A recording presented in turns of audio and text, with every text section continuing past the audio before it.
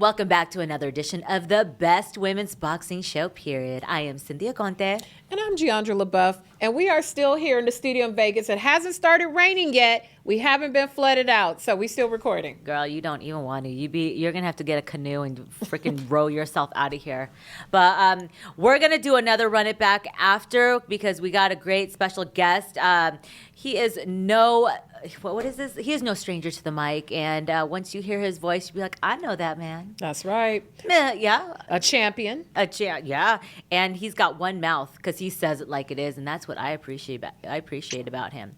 Mr. Paulie Malignaggi, welcome to the show. Hey. How's it going? Good. How are you? Good. I'm good. Trying to stay dry here in Florida. I know. Same here in Vegas. We're trying to stay dry. Well, it's we've had two of your men that from ProBox TV on our show, Roy Jones Jr. and Antonio Tarver. And when we saw what it was all about, I said, "Gosh darn it, this is a really good lineup of who owns it, who's running it." Hell yeah. A lot of people didn't know that you could speak Spanish fluently. When they're Spanish like, "Is it dubbed?" I'm like, "No, that's what he actually speaks Spanish." But it's great to see you back on the mic, and also your show, Paulie.tv. I think that's a great avenue for you because I always saw you talking shit on Instagram Live or just talking shit on interviews. So why not make some money off of it? I know that's right. Yeah, and it gives me a chance to be a little bit more independent with it as well. So it's good. I kind of get to pick and choose the topics and kind of just go with what people want to hear as opposed to just having a set outline for me. With a more of a corporate network. Which, listen, both situations have their pros and cons, but I'm enjoying myself. That's awesome. Well, now you have a corporate situation that you are the chief of with ProBox, and this is an exciting platform in that it gives fighters a second chance opportunities. We'll talk about that tournament. But even just like she said, the people you're attached to, Juan Manuel Marquez, Antonio Tarver, Roy Jones Jr. How did you guys even come together to have these discussions? Did you form like Voltron? Was it a group text? What were the early conversations were to even put this into motion? I guess in the end we formed like Voltron, but it wasn't right off the jump like that. Gary Jonas, who's been in boxing on and off the past 15 years or so, he was originally with Mike Tyson and IMP Promotions, and he kind of got his start in boxing back then. And I guess when you first get into the business, people will look at you as competition and they won't really teach you the business. So Gary had to kind of get his feet wet and really learn how the business maneuvers and works. And I think through the years, he finally came up with this ingenious idea. He always felt that boxing was overpriced and it was outside of its marketplace. And so he figured if he made a channel, as opposed to competing with promoters, if he made a channel where everybody's fighters would be invited to the channel as long as they were willing to make good fights and entertaining fights, then he didn't want to focus so much on the records. Listen, if you got a completely upside down record, it's one thing. But he didn't want to focus on such a perfection of the records as much as he wanted to focus on the entertainment value of the sport. And that was basically the idea. And for a very affordable price, we're at $1.99 a month, and we give you several live boxing shows a month.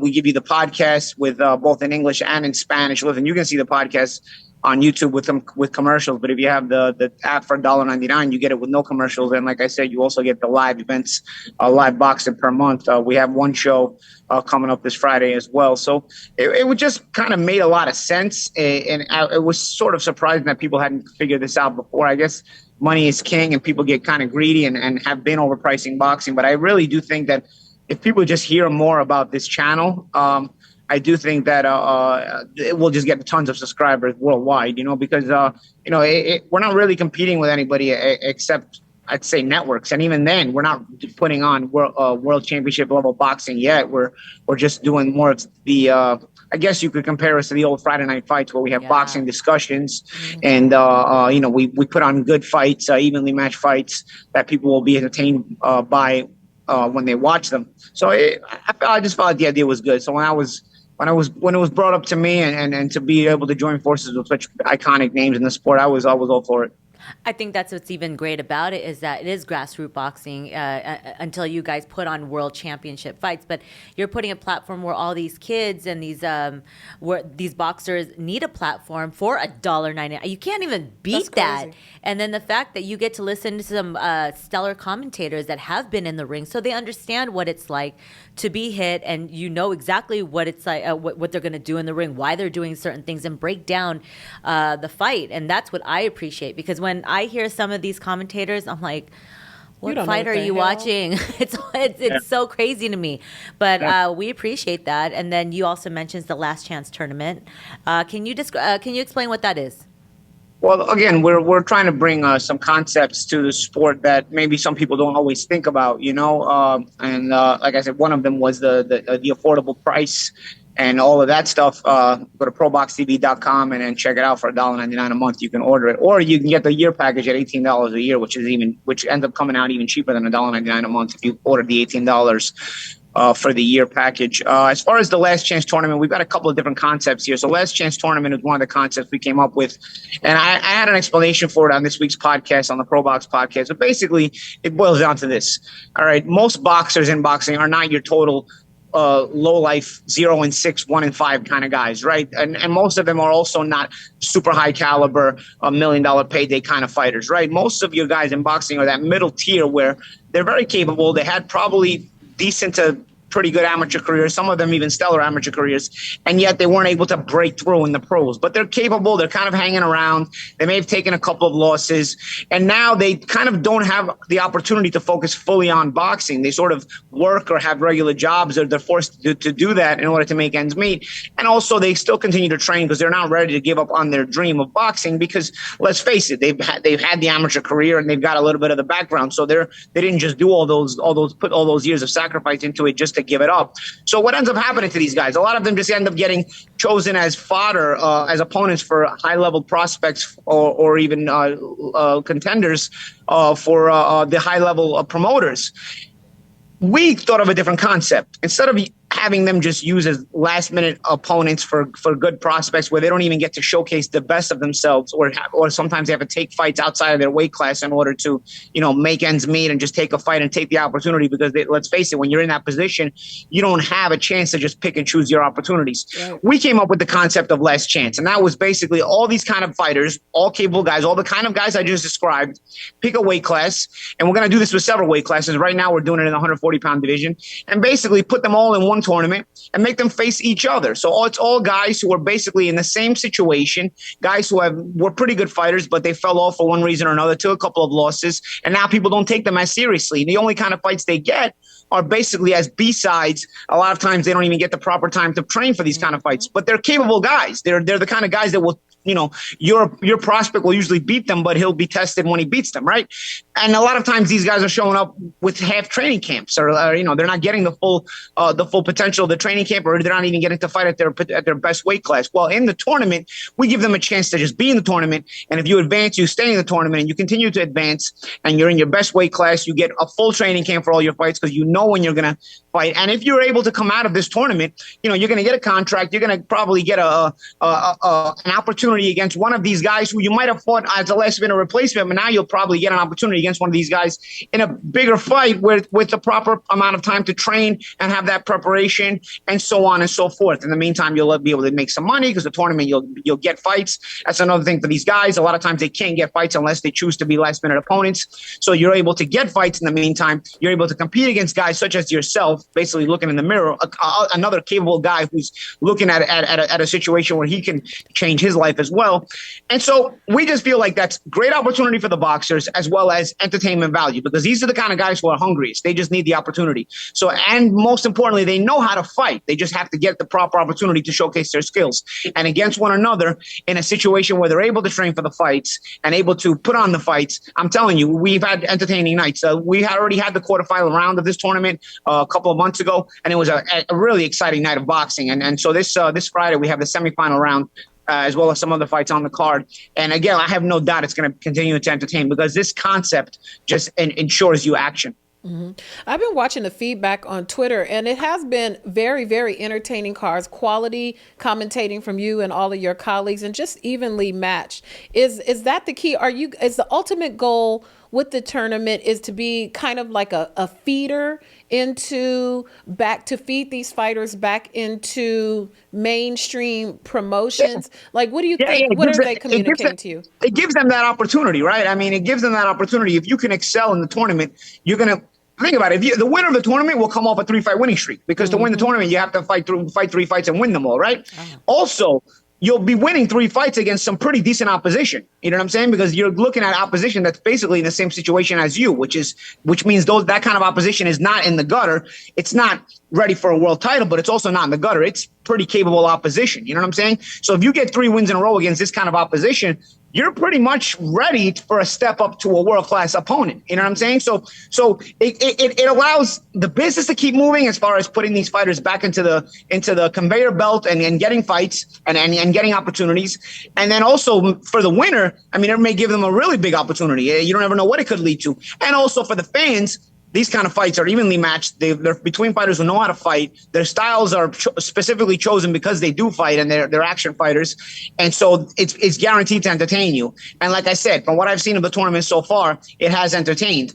And again, I can't keep plugging the channel enough. For $1.99 a month, I mean, you might as well check it out. And, it's you'll get your money's worth guaranteed. And the channel itself, we're still building on it. You know, we have the podcast. We have the live fight cards each month, with Last Chance being among those fight cards. And also, we're going to start also to add different concepts. We're going to start doing also some post-fight stuff after some big fights, where we're going to join remote with one another.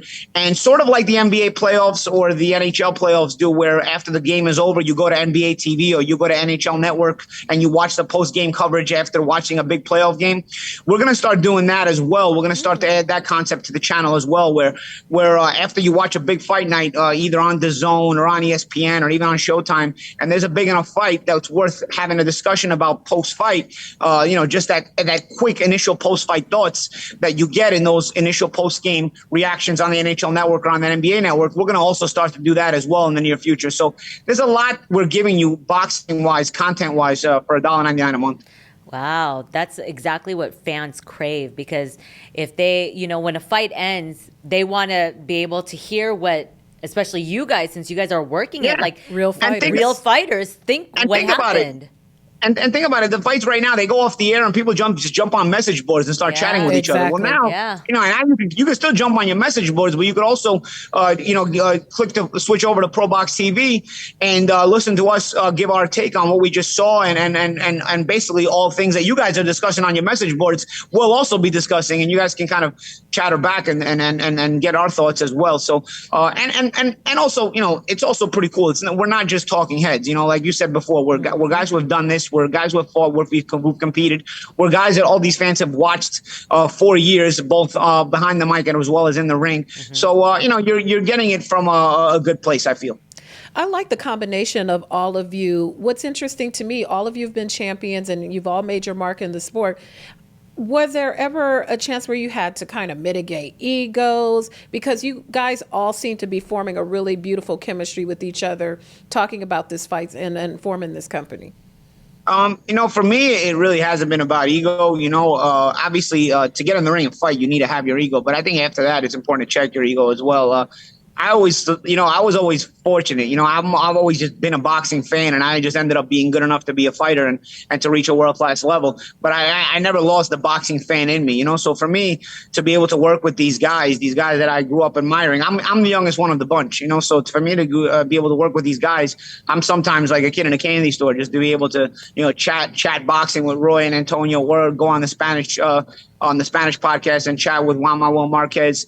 Last month, Juan was in Mexico for our broadcast, so I ended up having to do the Spanish broadcast, and I did it with Ivan Calderon. So we're just kind of going back and forth, and for me, it's been a cool experience, and I think each and every one of us enjoys the experience and enjoys basically the opportunity to bring a new brand, a new product to the fans, because without the fans, let's face it, boxing is really not the same, right? So, and we have the opportunity to not just bring you great product, but also to educate the fans a little bit better. And that's what we always enjoy as well. That's good. Yeah. And it's always about the boxing. It's not about some weird narrative or whatever they want to spin that day. It's very specific about the boxing, the fighters, and the perspective of real fighters. So I do respect and appreciate that tremendously. Yeah, absolutely. I can hear the passion in your voice, how excited you are, and how much you believe in the brand, and that's what matters. Yeah. Yeah. I think that when you get it out the mud like that, you have to have that passion for it. Yeah, and I think, all of us have kind of had built up our reputations as analysts, especially myself, Antonio, and Roy. And, we're always mentioned among people's favorite analysts. And so to have us all on the same team was really cool. And then to get Juan Manuel for the Latin broadcast, I know Marco Antonio Barrera and Eric Morales have a pretty cool Latin Spanish language podcast. So for Juan Manuel to also be one of the great Mexican fighters of his generation, it's really cool that I got tossed in with him as well, and I get to do the Spanish stuff with him. So like I said, for me, it's been a blessing, to just be able to kind of transition into this phase of my life and to work with guys that I not only grew up admiring, but even admired over the course of my own boxing career. And now you guys partnered up with Miguel Cotto. And so. And that's also a part of the addition of live boxing. So we partnered up with Miguel Cotto and his promotional company so that we'll be bringing you live boxing from Puerto Rico, and his fight cards will be broadcast on our network. We're continuing to work on different partnerships. We're talking to different people. I know Gary, the head boss, we're talking to Dimitri Salita and his Star of David Promotions about getting some of those cards on us on the show as well. And I've been talking to a couple of other people as well. And so the more deals, we're going to continue to try to make more and more deals with promoters to get as many live boxing cards per month to use as we can. And so, the channel will grow, the brand will grow. And like I said, it's live boxing and it's also podcasts, and also pretty soon you'll have post-fight reactions quick on fight nights and so on and so forth. I think the channel will grow. And like I said, you get all this for $1.99 a month. I don't think you can go wrong if you're a boxing fan. I think this is the kind of thing that boxing fans have been missing out on, because every other channel uses boxing as filler content. Every other channel that televises boxing. They specialize in other things, and then they just happen to have boxing on their network as well. We've never had a channel that just dedicates itself fully and solely to boxing. So ProBox TV is the first of its kind, and in that regard, I think boxing fans are going to learn to appreciate it as they hear more and more about it. And like I said, the fact that you can get it globally, worldwide, I believe the channel will grow. It's just a matter of people finding out about it.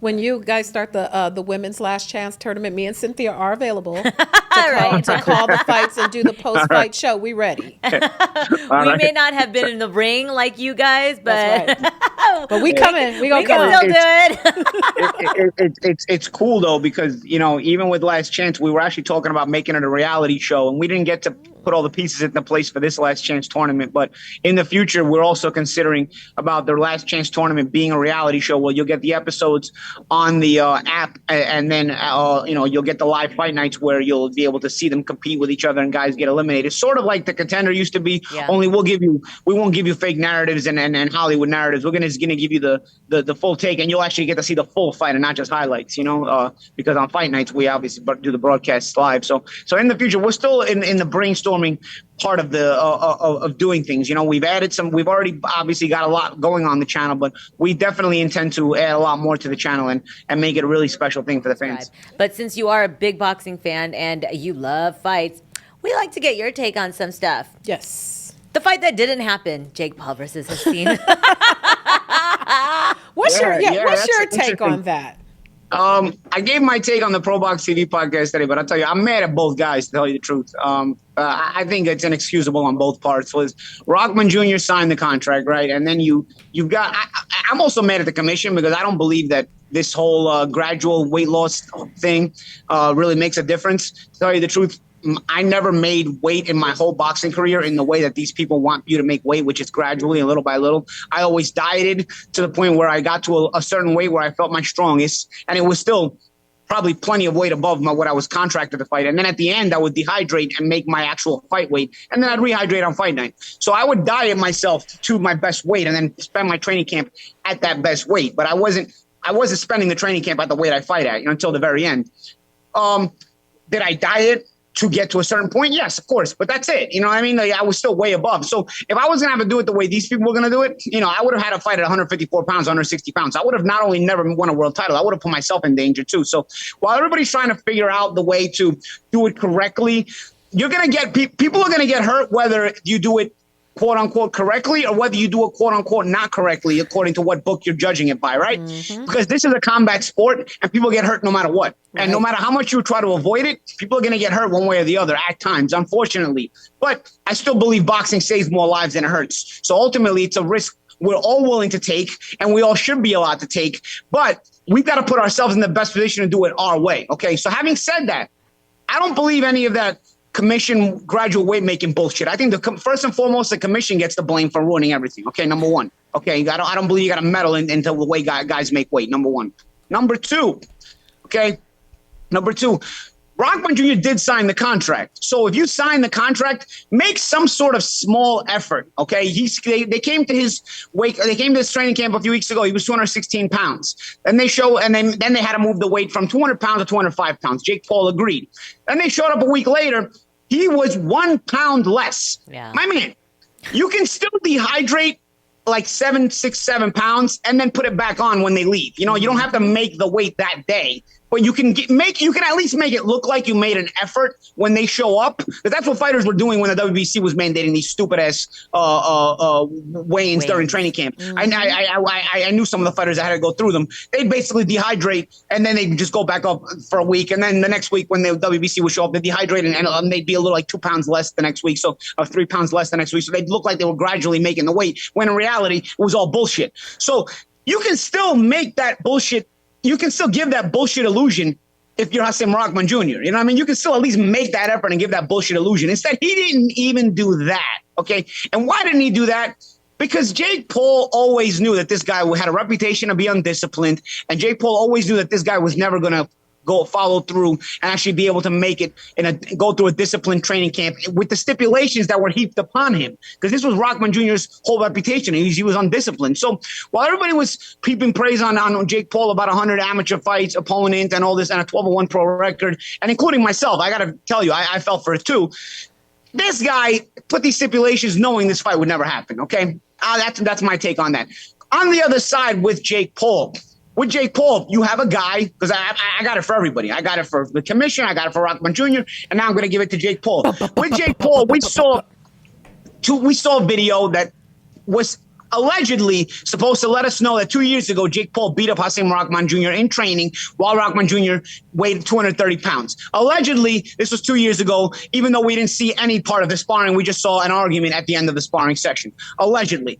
Okay, I'm going to give my take. 2 years, Jake Paul is an improving guy. I'll give him credit. He's worked hard. He's improved. BJ Flores is a good trainer. But I got to tell you, he's not great now. He's not very good now. He's decent. But 2 years ago, he absolutely sucked. Okay, 2 years ago, I saw the guy fight. He absolutely sucked. So if you're going to try to convince me that you beat up a guy who's now 12-1, who had 100 amateur fights as of 2 years ago, still had 100 amateur fights, and you beat him up in training camp while he weighed 230 pounds, despite the fact that I saw what you looked like 2 years ago and you sucked.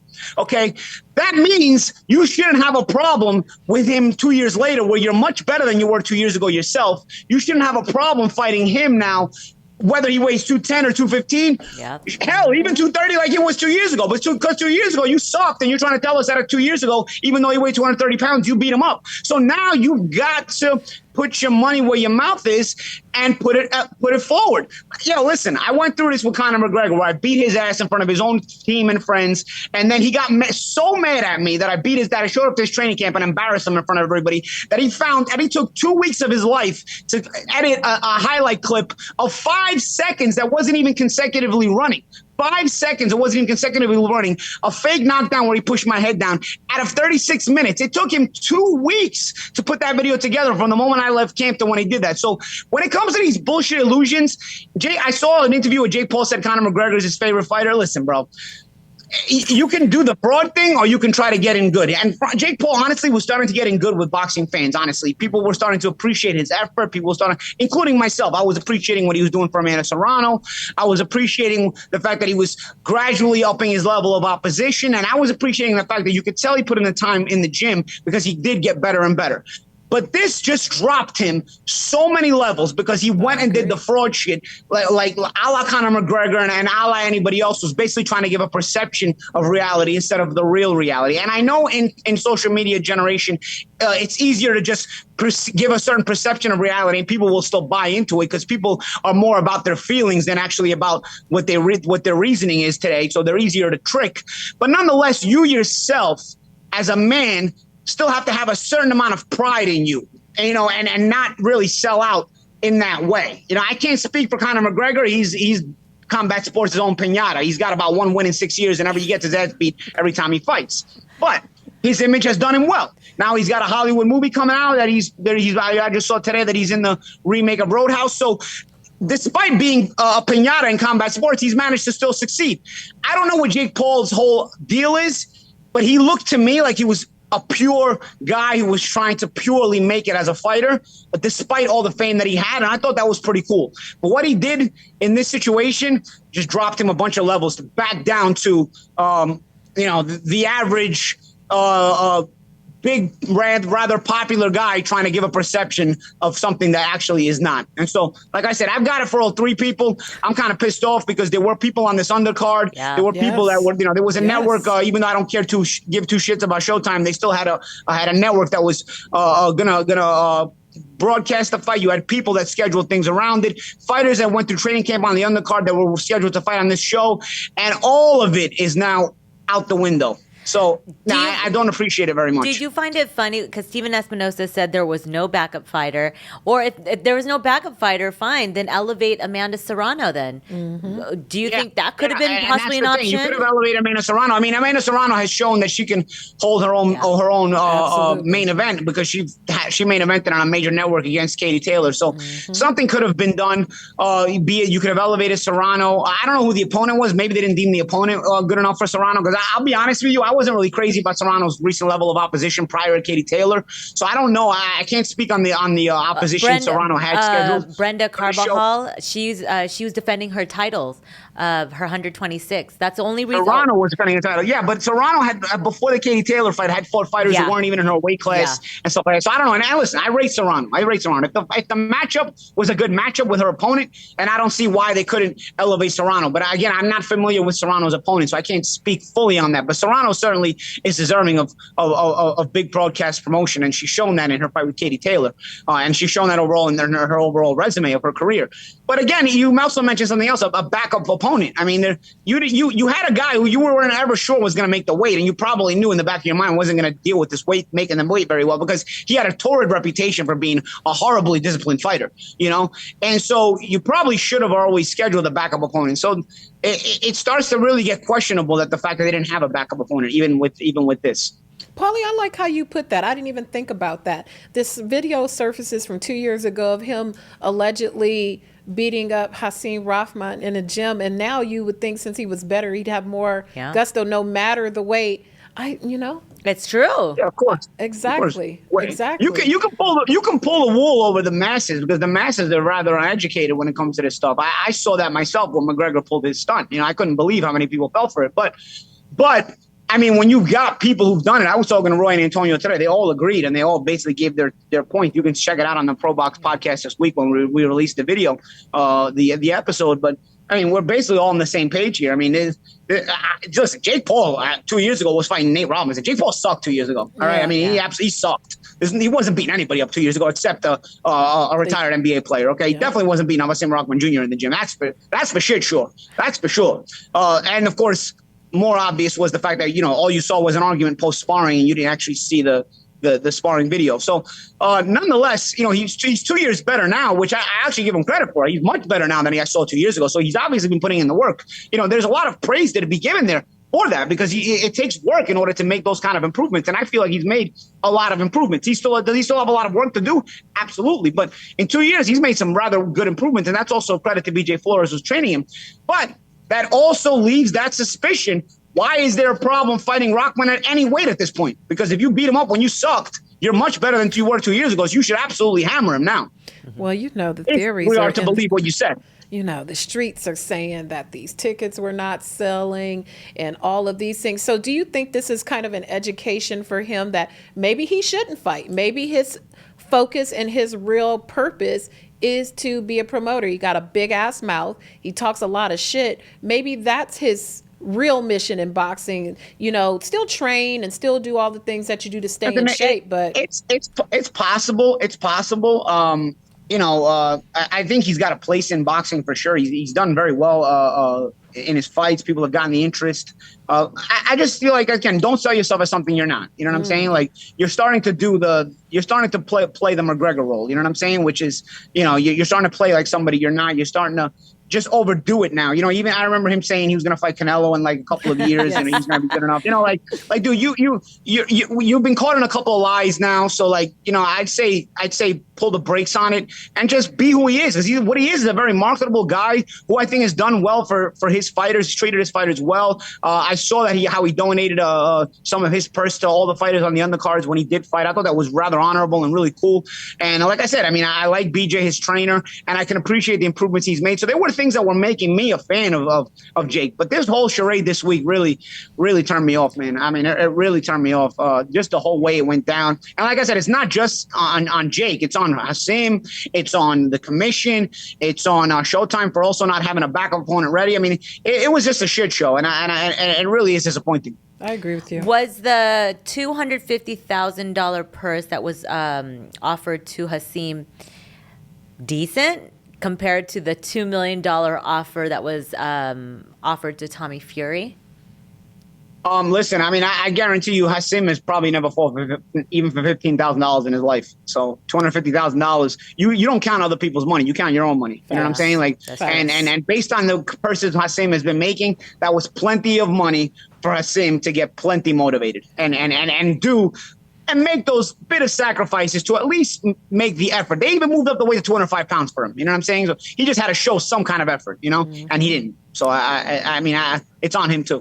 Do you think now if Jake can save face, the whole Tommy Fury thing, if that fight was re-offered again, and if he goes and fights somewhere, maybe in the UK, even though the pay-per-view sales won't be there, and he beats Tommy Fury, does that recognize him as a boxer beating a boxer? No, I don't. I never considered Tommy a boxer. The only boxing thing was with Tommy was his last name. He was in a boxing family, but Tommy wasn't a boxer. Tommy was just as much of a boxer as Jake Paul. So if you consider Jake Paul a non-boxer who just started boxing, then you have to consider Tommy the same thing. Tommy was a reality star who started boxing. His last name happened to be Fury, and yes, he happens to be Tyson Fury's brother. That doesn't make him any more of a boxer than Jake Paul, though. It makes him the exact same kind of boxer as Jake Paul, a reality TV guy who started boxing. So I don't think the Fury fight was going to legitimize him as fighting a real boxer. It was just a guy like him, but it was still, listen, marketing wise, it was still cool. I get the whole idea. I get that. Listen, I don't have a problem with that because it was still sort of a step up from previous opposition. But I didn't really rate Tommy. But again, I don't rate Jake that much either. I see him making the improvements, and that's commendable. But listen, he's got a lot of work to do as well. But you know what? I could have lived with that fight. I don't think that fight happens. Honestly, I don't think Jake is going to go to the UK to fight Tommy, where Tommy's very popular, and I also don't think Tommy's going to be allowed into the U.S. For a long time, if ever, because the U.S. government, as most federal governments of the entire world do, they want to be the only gangsters in the world. So if, Tommy unfortunately had an association with somebody that the U.S. government was against, and so that was I don't think that's going to change anytime soon. Facts. Okay, well then I know we're going to be short on time, but another fight that we have to discuss: Usyk versus Joshua 2. We've asked, Jonathan Banks was in the studio with us as a trainer, and we asked him about Robert Garcia. We've asked other trainers and also some fighters, bringing in another trainer to help you with your game to become more of an aggressive fighter or even beat Usyk at his own boxing game. Will that help him? Will that help Anthony Joshua? I think based on the choice of trainer, I know he was looking at Ronnie Shields. I know he was looking at Virgil Hunter, and then he ended up choosing Robert Garcia. I think based on the trainer and based on Robert's reputation, he's had champions like Brandon Rios and Marcos Maidana.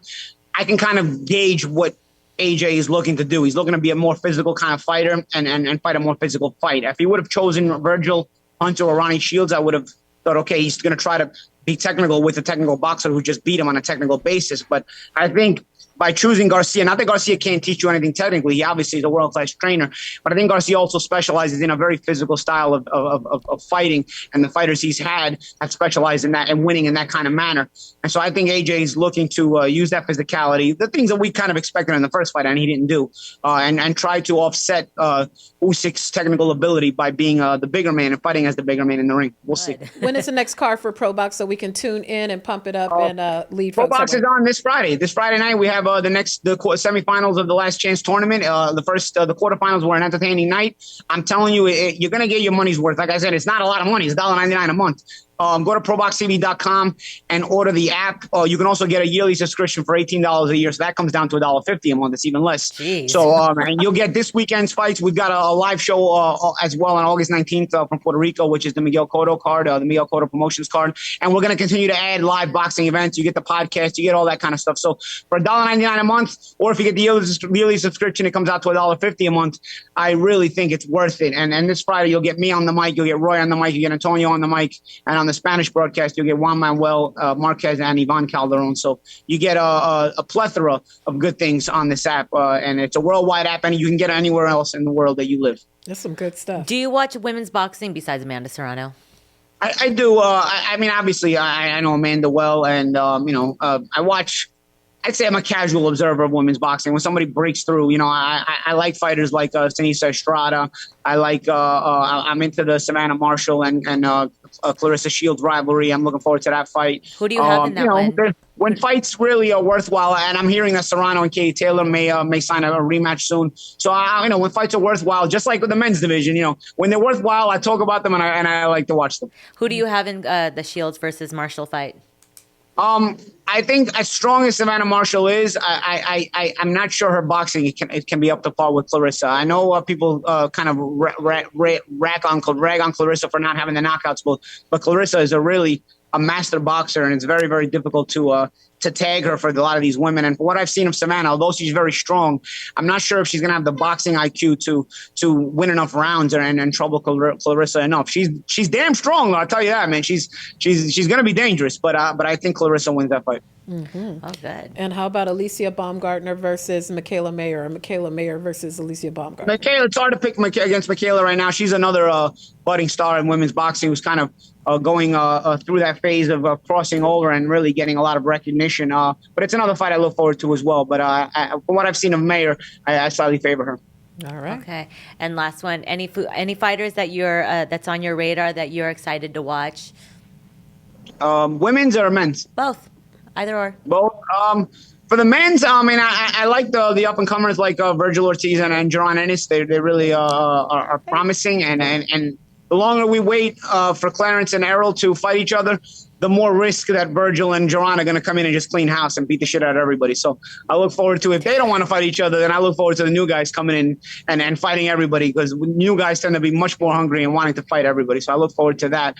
In the women's division, I like Sinisa Estrada. She just signed with Top Rank. She's an exciting fighter, and I think there's a lot to look forward to with how she goes forward in her career now with a new promoter. A promoter that has a big platform, and to me, it might be the best promoter in boxing is Top Rank. The way they know how to move their fighters. I heard that. Are you coming back anytime soon? Yeah, you got to come in with us. Me? In Vegas? I don't know. We'll see. If I'm called for, I'm around. We'll see. You coming back into boxing? Do you think you're going to strap up? Trying to get Paulie up I in don't the think so. No exhibition? It's funny, I was offered an exhibition on that Hatton Barrera exhibition that I believe it got canceled. I was offered a co-main event spot against Dan Hardy, the former UFC guy. Oh, okay. I was offered a 6-round sparring session, basically 16-ounce glove, no headgear. But I turned it down. I just, it was a decent offer. It might have been cool, but I started thinking about having to train for it, and what it would take me away from a lot of the gigs that I work with now. And I was like, you know what? I just don't have that dedication that I really would need to make a good impression. I'm kind of over that. But I enjoy watching for sure. I enjoy watching the younger, hungrier people. Put on great fights, especially when they know how to fight. And lastly, do you still got the elephant draws? I don't know. They might be. They're probably hidden somewhere in an old box of my old boxing stuff. I don't know. Just show it. I'll be honest. They're probably somewhere, unless I gave them away, which I don't remember giving them away. I gave away a lot of my boxing Why stuff. would you give it away? I don't know, you'd be surprised at what people ask me to give them. Exactly. Just show up to set. Just do the broadcast in them, Paulie. Just show up to the set in them. Yeah, you know what? Maybe if I find them or if they turn up, maybe I'll do a broadcast. Oh, thank you, Paulie, for joining us. I know it's Thanks like for gone. having me. It has turned dark in his background. We saw thunder. I saw We the saw lightning. Yeah. We get all the weather here in the summer. Yeah, sure. I feel like we just watched 4 seasons during our interview. You get 3 in Florida. You don't get winter, but you get the other 3. For sure. Well, thank you, All right. Paulie. And you guys, make sure you guys tune into ProBox TV and also his channel, Paulie.tv on Yes. YouTube. He's got some great content, some fire content, and you know how he is. He likes to say it like it is. So thank you again, Paulie, and be well. Take care. Absolutely. Thank you. Okay. Check us out, ProBoxTV.com, $1.99 a month. Check us out this Friday. And again, like Cynthia said, go checking me out at Paulie TV on YouTube. I've got a lot of fun videos that I make as well. Thanks for having me, guys. I appreciate Thank you. you. Thanks, Paulie. Bye. Bye-bye. That was, man, $1.99. We've talked about this. It's cheaper than gas. Hell, it's like a month of Netflix. Like Wait. literally, Netflix is $15.49 for 1 month. You can get a full year of boxing on ProBox with actual real fighters. Man, Ray Beltran was just on there. I saw that. I like Yeah. Ray Beltran a lot, and so it's worth your money. It's a lot of value. You get some legends of the sport. God, yeah. It's a great deal for real. I really miss him on the mic. And I'm glad we get to see him on ProBox TV. But just listening to him break down the fights. I mean, his whole Jake and Hasim and the commission and Yeah. everyone's at He fault. want all the smoke, and and what he was saying about the weight cut too. Yeah. Jonathan Banks just said the I exact know, same right? thing. He said My the same God. thing. And you know what? They know because they were fighters. That's right. So like we won't know because we were never fighters. Girl, your girl ain't cutting no weight like that. I can assure you. Right? You have to pay me a lot of money. Hell yeah. A lot of money to be I do doing it for the that. 250 though. I would lose the 20 for the 250. Believe that. Believe that. But it was good. And what did he say? Jerron Ennis. Boots, my favorite. I'm Ennis. one of my faves. And it's true because if Terrence Crawford and Errol Spence do not fight, Ennis Boots is there. The Virgil IBF, is there. all the mandatories have got to fight. If not, they're going to be like, they're going to take it up and sorry, Errol, Terrence, you got to fight or else say bye-bye to your belts. Exactly. And I hope it's one of those guys too, and not just like some random I don't foresee either of them doing that. But we'd rather they fight each other. I know, right? We boxing gods. Yes, Terrence Crawford. listen to us. Errol Spence. I don't care who the A side, B side. Just make it happen. Make it happen. Okay, Jeandra, that was It was electrifying. Just like the amount of information. I don't think he breathed. No. He's like blah, blah, blah, blah, and I had to tap you. I was like, is he breathing? That's that good conditioning. Yeah. Bring out the elephant underwear. It just cracks me up. Whenever I see Paulie, I think of two Do you? things. Is that I think of the red when he used to do the red Yeah. hair, and then the draws was. The Ella. I remember Is that all you laughed remember? so hard. Well, girl, come on now. But I remember that shit was so funny to me. Like, yo, bro. Hey. Well, he may wait though. Oh my God, that's funny. But we got to get him back in the studio eventually whenever he gets into Vegas. But he gave us some really good predictions. Yes, he did. And we can't wait to see him. And I love the fact that he does love women's boxing. I mean, he was pretty thorough on them. So A connoisseur. a connoisseur. And then, you know what, we're going to do a little bit of a run it back. Since we didn't get to do it at the top of the show, let's Yes. run it back that he mentioned Cynthia Estrada is now signed with Top Rank. Very, very interesting. She joins Michaela Mayer, Uh-huh. and then there were two. I know, and that's the reason why we have not been able to get Cynthia on the show because Yes. she wasn't able to talk. Exactly. Because the deal was not done. And so, like he said, it was an excellent career move. Top Rank knows how to move their fighters, and it's great that there is another female fighter on Yeah. that card or in that stable. So, and they're world champions. Yeah, she got the it factor. That it factor. That's what Cecilia Breck has told us. She's got that it Yeah. factor, full package. She's got the support of LeBron, one of LeBron James's companies now. She's doing it big. Salute to her. Yeah, I wonder what else. I wonder who she's going to fight next? I mean, I'm curious, but we can't wait to see it. I don't know. Is there anything? I don't know what's going on because we've been filming. Anything else? We've already talked about Ryan. We've talked about. Let me see. I saw, who was that fighting with Rayo, who's in camp with the Benavides? Who was it? Was it him and Rolly? Can't be Rolly. Yeah, I think it was Rolly. He and Rolly, Rayo Boxing, who's in camp with Benavides. He and Rolly, I think, got into like a little screaming match or something with each other, some tea. Yeah, they were getting it mixed up. Yeah, they had an altercation in New York. Rayo Venezuela and Ellie Sekback caught it on video that they were, With Rolly? Yeah, Rayo and Rolly. Maybe that's Rolly beginning everybody. He wants to fight Errol. He thinks everyone's shit and he's gonna knock everyone out pretty soon. Oh God, yeah. He's gonna call out Terrence Crawford. He's just gonna call out Anthony us out. Joshua. He's gonna call out the best women's boxing show, period. But Rolly, if you're watching this, come sit, hang out. I know you're here in Vegas. Come hang out with us and chat and talk your shit. Uppercut that boy. No, I'm just kidding. But again, this was another great addition, a great episode with Paulie Malignaggi. He's part of the Fight Stars family. Check him out, ProBoxTV.com and also Paulie.tv on YouTube.